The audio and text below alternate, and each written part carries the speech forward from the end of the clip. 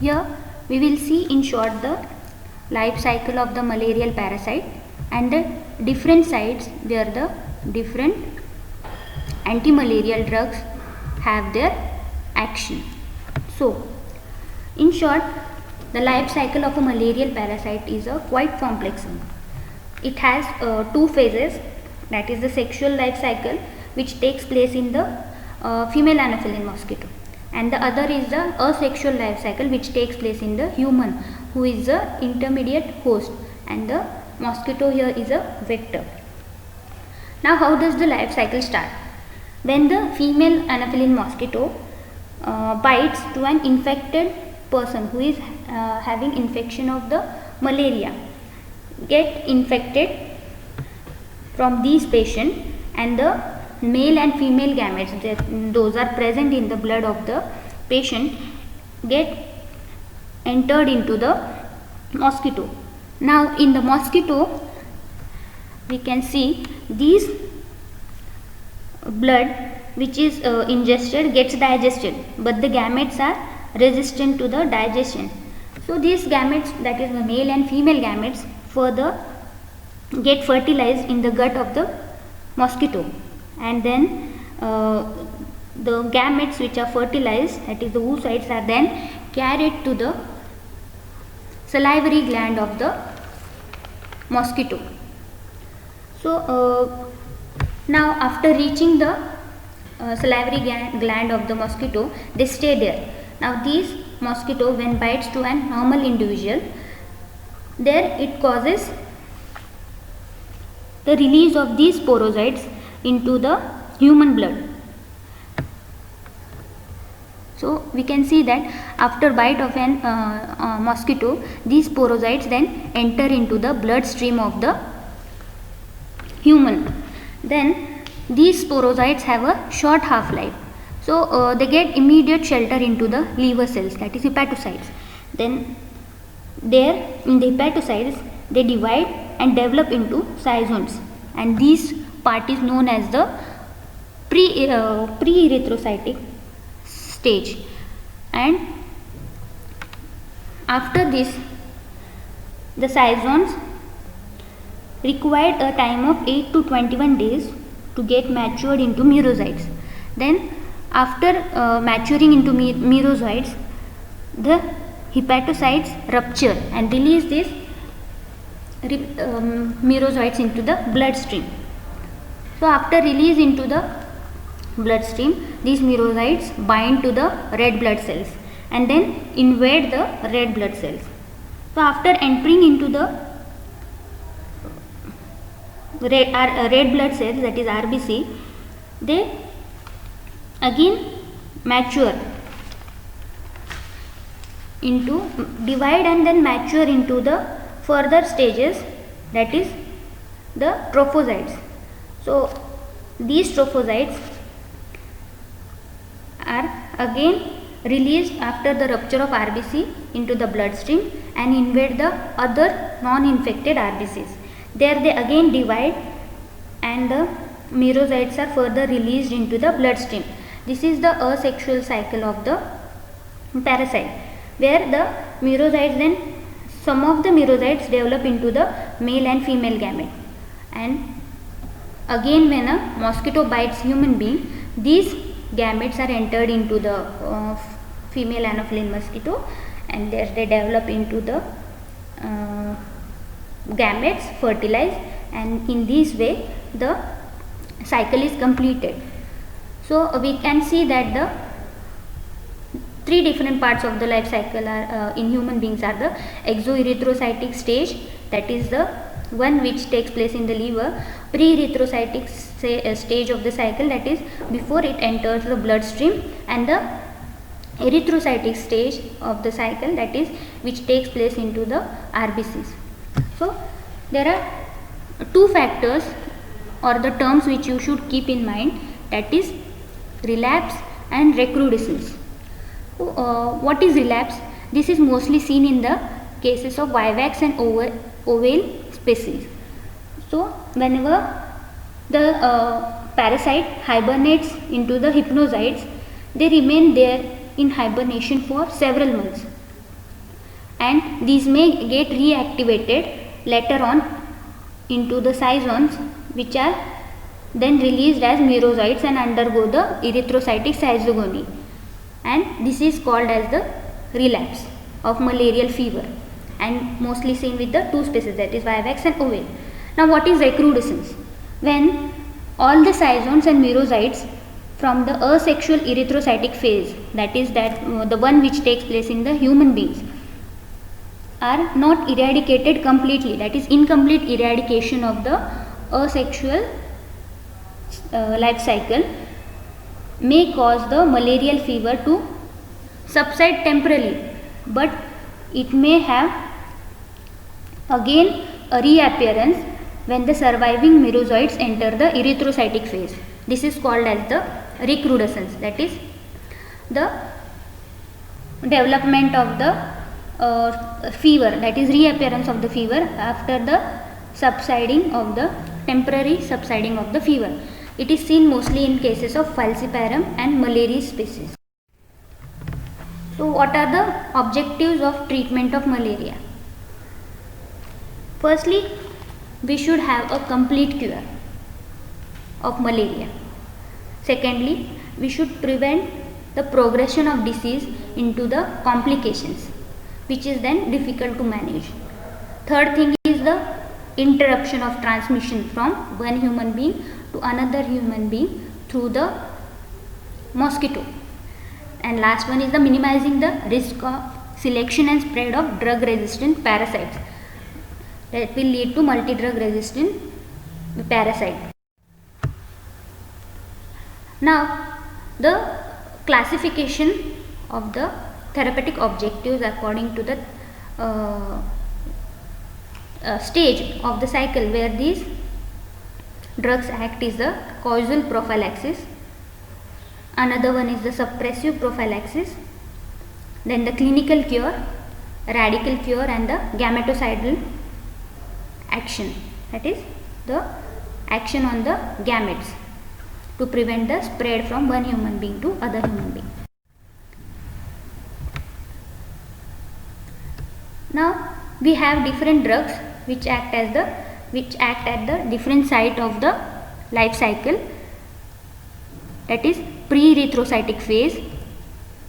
We have the primaquine and provanil which act as a causal prophylaxis. The another is the drugs acting as the exoerythrocytic phase, that is the primaquine. The another one is the erythrocytic phase drugs, that is some of them are the fast acting and the others are the slow acting. In fast acting we have chloroquine, quinine, artemisinin and others, whereas in slow acting we have pyrimethamine, sulfonamides and other drugs. These drugs we will see in detail in the lecture. So these drugs act as a suppressive prophylaxis or the clinical cure, and those acting in the exoerythrocytic phase are the drugs known as radical cure. The another class is the gametocidal drugs which act on the male and the female gametes and prevent the spread. These are the drugs which prevent carrier state.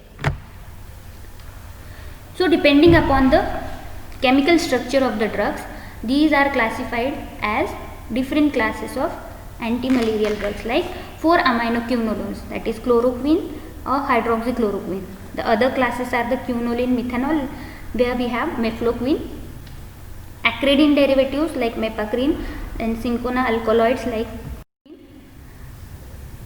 then bigonides, and 8-aminoquinones like primaquine and buloquine, diaminopyrimidines like pyrimethamine, and the sulfonamides like sulfadoxine and sulfamethoxypyridazine. The other antibiotic class which have antimalarial action is the tetracycline, where we have oxytetracycline, doxycycline, and in newer drugs we have halofantrine, artemisinin derivatives and other combination of the different class of drugs.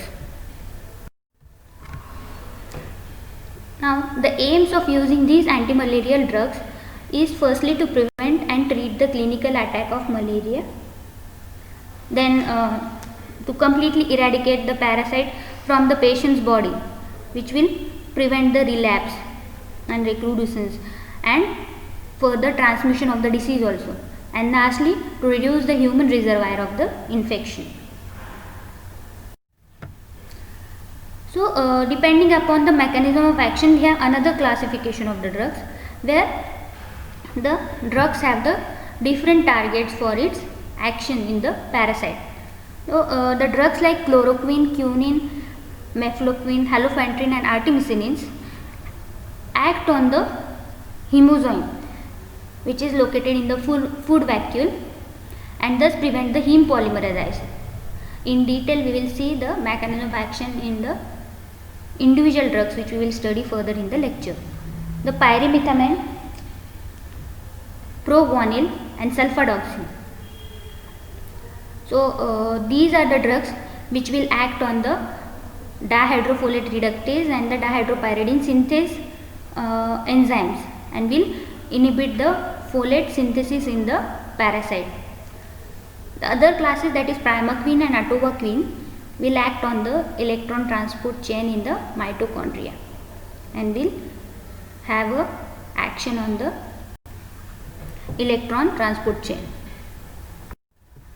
So moving towards the individual drug, we will firstly study the chloroquine. So this chloroquine is a rapidly acting erythrocytic zygoside. It has also the gametocidal action on the vivax, ovale and Malleri species. So what is the mechanism of action of the chloroquine? Chloroquine is the drug which has a basic nature. So it has a tendency to get concentrated into the food vacuole of the parasite. So chloroquine actively gets concentrated into the food vacuole of the Plasmodium parasite, and because of its basic nature it causes increase in the intravascular pH. Now it causes the binding of the drug to heme and will form a heme quinoline complex. Then this heme quinoline complex damages the Plasmodium membranes because it prevents the heme polymerization, where the heme is toxic to the parasite. The heme is polymerized into the hemozyme by the parasite, and this is prevented by the chloroquine.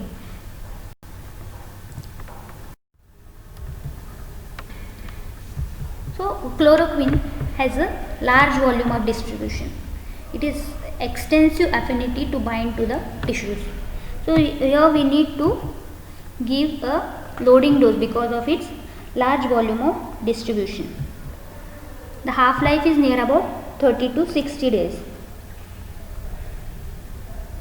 The chloroquine resistance is noted and is widespread in India.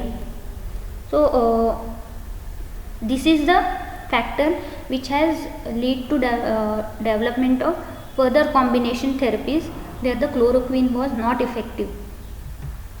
So resistance had led to recrudescence within 1 to 3 weeks. And how does this resistance develop? There occurs a mutation in the Plasmodium falciparum chloroquine transporter gene. So it reduces, because of this mutation, there occurs a reduced concentrating ability of the plasmodia of chloroquine into the food vacuole, and thus the toxicity of the drug for the parasite is reduced. This artemisinin combination therapy uses other drugs in cases of chloroquine resistance in the National Vector-Borne Disease Control Program. So what are the adverse reactions noted with this drug? Firstly, you keep in mind this drug is safe during pregnancy. Now when it is given by different routes, that is oral, intravenous, it has different side effects. So when given orally, it causes GI upset, headache, difficulty in accommodation and urticaria. On intravenous use, it causes hypotension, cardiac depression, arrhythmia and convulsions. But when the drug, that is chloroquine, used for a prolonged term, that is on long term use, it will cause a irreversible retinopathy, then diplopia, graying of hair and photoallergy. Now when we are using the drug chloroquine, there are certain contraindications which need to be kept in mind. That is, first one is retinal disease. We have seen already in the adverse effect that on prolonged use it causes the retinopathy. So when the patient is having certain retinal disease, the chloroquine is contraindicated. Then in cases of liver disease, neurological disease and cardiovascular and hematological disease, the chloroquine is contraindicated. Then the drugs like mefloquine and halofantin, who have cardiac depressant action, then with these drugs the chloroquine is never combined. So along with these cardiodepressant drugs, the chloroquine is contraindicated. What are the uses of chloroquine? So chloroquine has different actions. That is, it has an antiparasitic action, and along with that it also has an anti-inflammatory action, and this anti-inflammatory action is made use in the cases of photogenic reaction, then discoid lupus erythematosus, systemic lupus erythematosus and infectious mononucleosis. The anti-inflammatory action of chloroquine is helpful in these conditions. Now the antiparasitic action of chloroquine is helpful in cases of giardiasis, malaria and extraintestinal amoebiasis. Now here we are studying malaria, so we can see that it is useful in treatment and prophylaxis of malaria, that is chloroquine. The other drug, that is quinine. So what is quinine? It is a levorotatory alkaloid which is obtained from the cinchona bark. It is one of the oldest anti-malarial which is still in use. So it is given orally and it is completely absorbed by this route. The elimination half-life is near about 11 hours in healthy individuals, and it is increased up to 18 hours in cases of severe malaria. This quinine is a erythrocytic zygoside for the species of Plasmodium, but is less effective and more toxic than the chloroquine. Now we can see that it is extensively metabolized by the hepatic enzyme, that is CYP3A4, and the drug which we take, out of that the 20% of the drug is excreted unaltered in the urine, but it is a non-cumulative type of drug as compared to the chloroquine, and the therapeutic range is between the 5 to 7 micrograms per milliliter. What are the other actions of the quinine? It is a irritant. So it may cause the side effects like nausea, vomiting or epigastric discomfort. It also has a myocardial depressant action. Then it causes increased gastric acid secretion with weak antipyretic and analgesic effect. It also stimulates uterine contraction but a non-dependable abortifacient. It also causes hypoglycemia. So what are the adverse effects noted with the quinine? So this quinine, as we have seen, it is derived from the cinchona bark. So it causes synchronism, which is a syndrome which consists of tinnitus, deafness, vertigo, then visual disturbances, nausea, vomiting, headache and postural hypotension. The other adverse effects of quinine are hypotension, hypoglycemia, which we have seen is because of the increased secretion of insulin from the pancreas, and when we give a rapid intravenous injection of quinine, it has lead to hypoglycemia. There are also chances of fatal cardiac arrhythmias because of its cardiodepressant action. There are also certain hypersensitive reactions like rashes, itching, then angioedema, bronchoconstriction, and other side effects. The uses of quinine are in cases of chloroquine resistant and multidrug resistant Plasmodium falciparum malaria, and in the cases of complicated malaria. So next drug which we will see is the mefloquine. So what is mefloquine? Mefloquine is a drug which has a mechanism of action same as that of the chloroquine. Okay, so mefloquine was a drug which was originally tested during World War II, but was introduced for use only in 1963, where it was again reinvestigated and was found to be effective against the cases of chloroquine resistant Plasmodium falciparum cases. So this mefloquine is a intrinsically fast acting erythrocytic schizontocide, but it is quite slower than the chloroquine or quinine. So it is active against chloroquine resistant Plasmodium falciparum cases, and in single dose the half life is quite long, that is near about 20 days. Okay, and the adverse effects like nausea, vomiting, dizziness or bradycardia and neuropsychiatric reactions are noted with the mefloquine.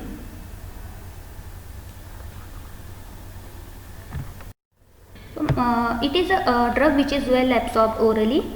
The parenteral preparations may cause the local reactions. It is widely distributed in the body and has 98% plasma protein binding.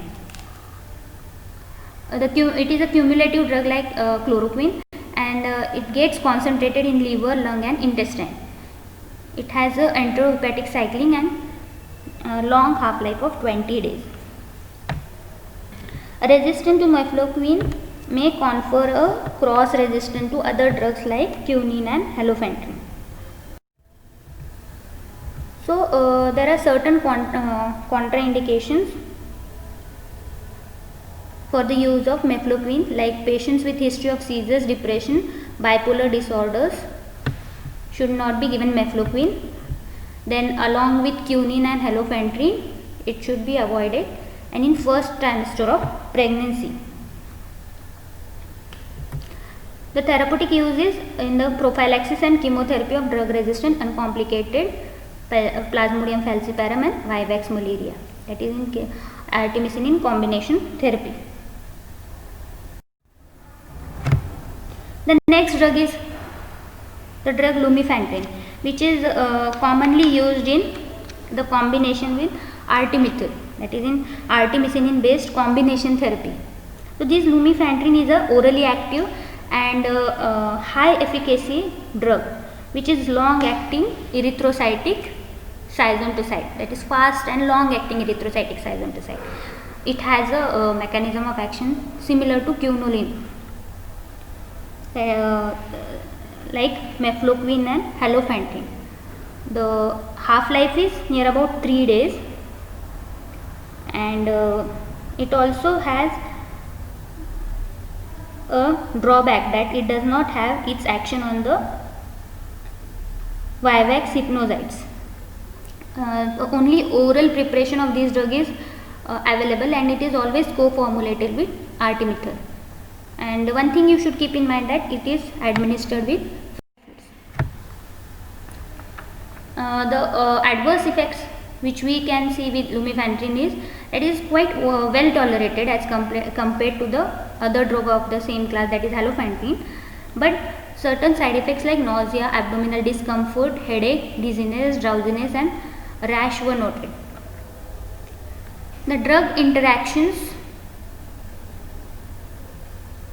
are like, it is not to be co-administered with drugs metabolized by the cytochrome P2D6 and the drugs which prolong the QT interval. So only oral preparation is available and co-formulated with artemether. The regimens which we will study in detail in the next lecture. Now artemisinin derivatives. So what is artemisinin?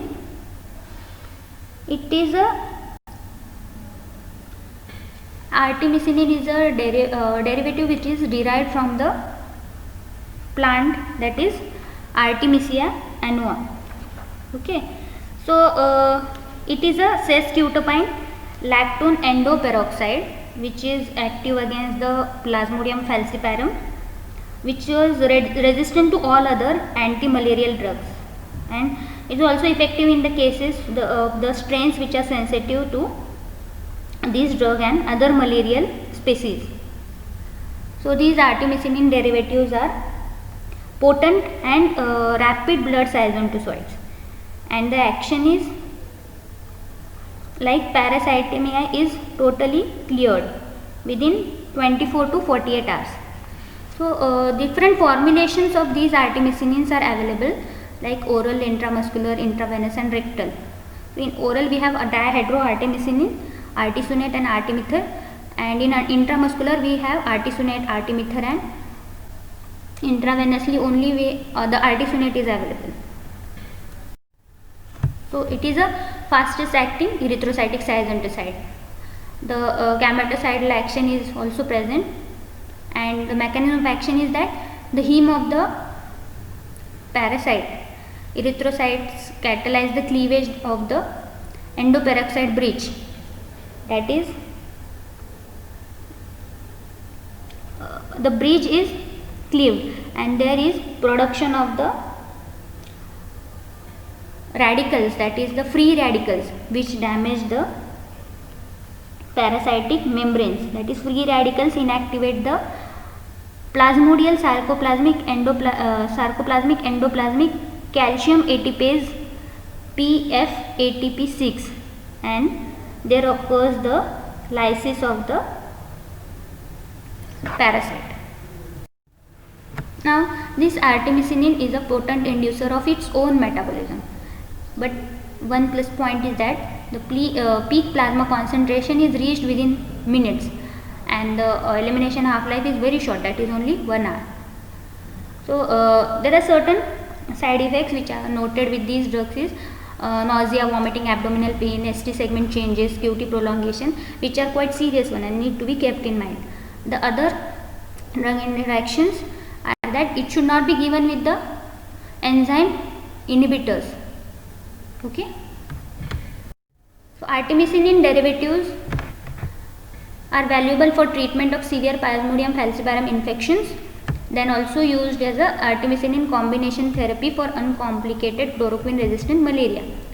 What are the advantages of these artemisinin derivatives? That is, they are highly potent, fast acting than any other anti-malarial drugs that are available. They also have the gametocidal action and very low toxicity, useful in non-pregnant adults and children. These artemisinin derivatives are not used alone and always used in combination, that is artemisinin based combination therapies, and they are also not used for the chemoprophylaxis with the fear of the production of the resistance to these drugs. Now the artemether and lumefantrine, this combination is used in uncomplicated falciparum malaria, then intravenous artesunate only in cases of severe malaria, and other drugs which are combined with these artemisinin derivatives are like mefloquine, amodiaquine, or sulfadoxine and pyrimethamine combination along with artesunate. First drug among the artemisinin derivatives is the artesunate. So it is a hemisuccinate ester of artemisinin, and the sodium salt of artesunate is water soluble. It is artesunate is a prodrug which is converted to dihydroartemisinins, which is a active metabolite with a half-life of 45 minutes. And artesunate is given by all the three routes, that is intravenous, intramuscular and oral.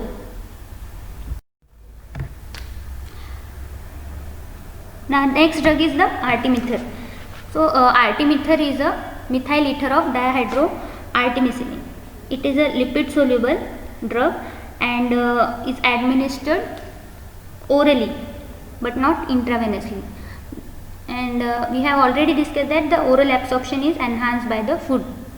It has substantial first pass metabolism and undergoes a conversion to dihydroartemisinin, which is a active metabolite.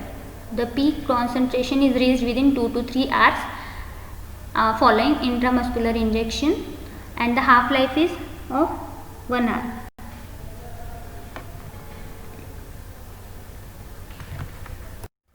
The next is the artether.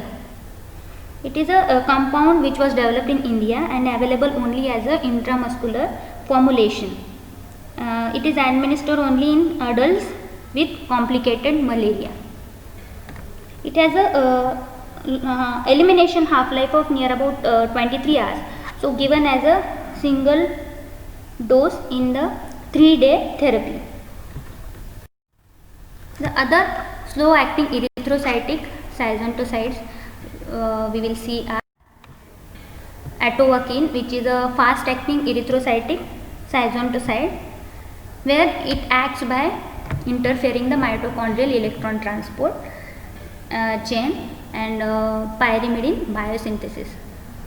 So it is to be used with caution in the children below 11 kgs and in elderly, the pregnant and lactating women, and patients with severe liver disease. The next drug is the proguanil. So what is proguanil? Proguanil is a slow acting erythrocytic schizontocide. So it has action against both Plasmodium falciparum and Plasmodium vivax. It also inhibits the pre-erythrocytic stages of Plasmodium falciparum malarial species. And one thing you should keep in mind, the gametes that are exposed to proguanil are not killed, but these gametes fail to develop properly when they are entered into the mosquito. So the proguanil acts by converting to cycloguanil, which inhibits the Plasmodium dihydrofolate reductase and thymidylate synthase, thus interfering with the folic acid synthesis in the parasite. Certain side effects noted are the GI adverse effects or hair loss, megaloblastic anemia and pancytopenia. The therapeutic uses is that it is used as a prophylaxis with atovaquone for uncomplicated falciparum malaria. Now the other combination, that is the sulfadoxine and pyrimethamine combination. These both are the antibiotics. So what is sulfadoxine? How does sulfadoxine act? It competes with the PABA for the dihydropterate synthase. So this is one step in the folate synthesis in the parasite, and the other one is the pyrimethamine, which inhibits the plasmodial dihydrofolate reductase. So these combination causes a sequential blockade in the synthesis of folate in the parasite. And one thing you should keep in mind, that parasites are unable to use the preformed folic acid, so they need to synthesize their own folic acid, and these are the drugs which will inhibit the synthesis of the folate in the parasite. So the adverse effects seen with these are the because of the sulfadoxine component, that is allergy, which is known to cause allergic reaction, severe and fatal cutaneous reactions, then the serum sickness type reactions, urticaria, exfoliative dermatitis and hepatitis. So this combination is contraindicated in the patients with allergy to sulfonamides, then lactating mothers and infants who are less than 2 months of age. So the therapeutic use is restricted to chloroquine resistant Plasmodium falciparum malaria and adjunct to used as a adjunct to quinine and artemisinin based combination therapy. The another class of drug is the tetracycline. So what is tetracycline? It is a antibiotic.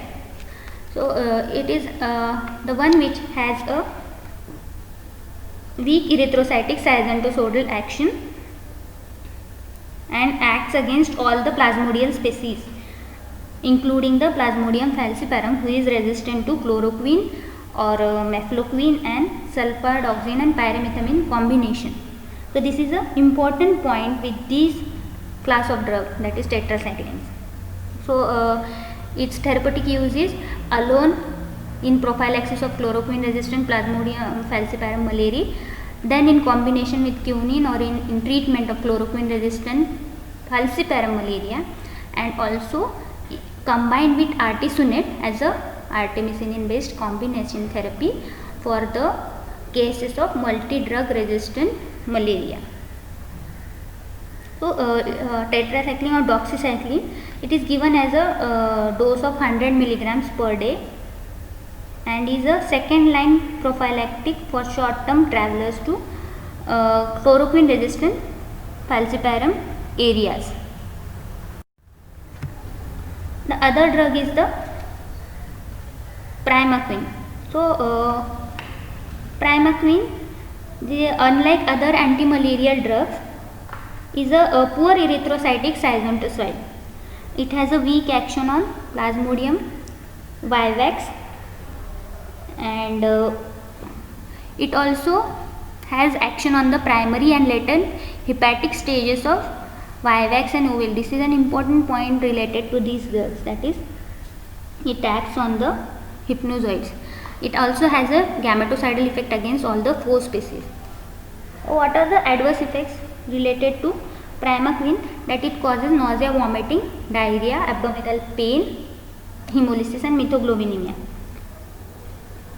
So the mechanism of action of primaquine is not necessarily or precisely known, but the reactive intermediate metabolites of the drug, that is primaquine, are believed to generate the intraparasitic oxidative that is toxic oxidative species which then disrupt the electron transport in plasmodial mitochondria and interfere the electron transport chain.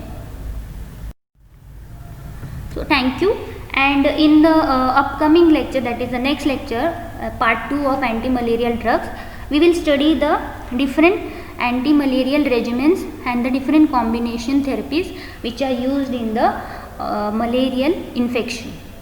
Thank you.